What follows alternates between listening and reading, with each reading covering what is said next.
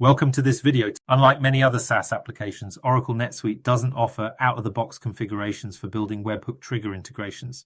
So that's why in this video, we'll take a deep dive into how to leverage the powerful and flexible Oracle NetSuite connector in Cyclr, combined with a simple user event script on the Suite Cloud platform to build a triggered-based integration scenario from scratch.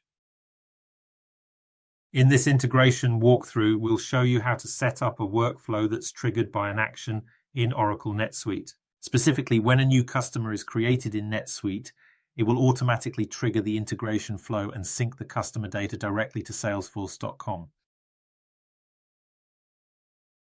Before we dive into building the integration, the first step is installing the Oracle NetSuite connector. This connector was developed by our Cyclr team to make the process as seamless as possible. We've taken care of the complex authentication process and have converted most of NetSuite's API endpoints into ready-to-use methods within our low-code workflow development platform. That means you don't have to worry about handling raw API calls or writing extensive code. Everything is designed to be as straightforward as possible. Installing the NetSuite connector is quick and easy. All you need to do is enter your account ID, client secret, and other required credentials, all based on NetSuite's token-based authentication. Once you've added these details, the connector will be ready to use, allowing you to sync data effortlessly between NetSuite and your SaaS application. If you need a more detailed walkthrough, we've got a step-by-step installation guide available to help you through the process. Now that we've completed the authorization setup, let's move on to configuring the webhook. Under the webhook category, you can copy the existing category to create a new custom object. Name this object Customer Creation.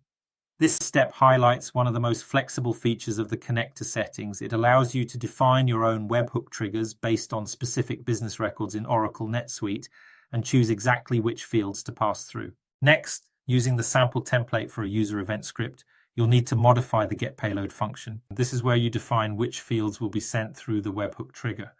In our case, we want to include the company name, email, and phone number.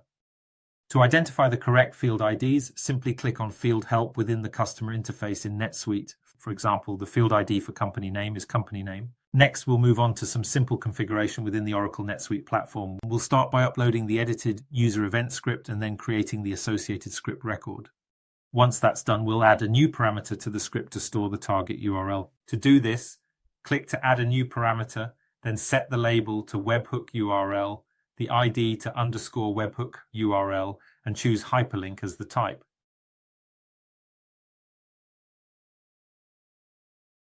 After the parameter is configured, we'll deploy the script. It will be applied to the customer record, and since we want it to trigger upon record creation, we'll set the event type to create. Additional configuration options like role-based permissions and audience segmentation are also available, but we won't be covering those in this video. Let's start by opening a new integration template. Drag and drop the webhook receiver into the canvas. In the field discovery section, copy the generated webhook URL and paste it into the webhook URL parameter field in Oracle NetSuite.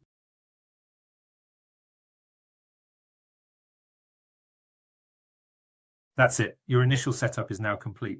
Before moving on, let's do a quick test. Add a decision step as the second step in the workflow to check whether a record ID exists.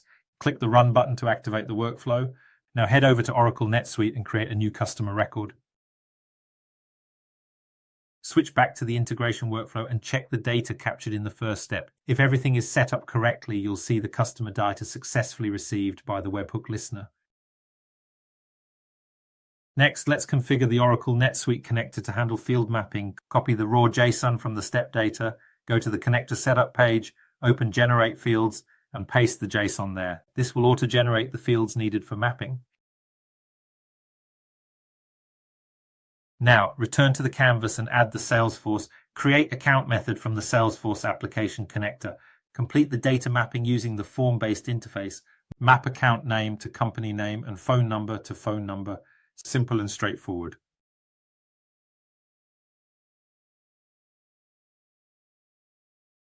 Once that's done, you can run another test to make sure everything works as expected. This example showcases a basic integration use case. If you're interested in exploring more advanced Oracle NetSuite integration techniques, check out our other episodes focused specifically on NetSuite integration best practices. To wrap up, Oracle NetSuite is a comprehensive SaaS platform. Its features and APIs continue to evolve with regular system updates twice per year. One major advantage of using Cyclr as your integration tool is its highly extensible approach.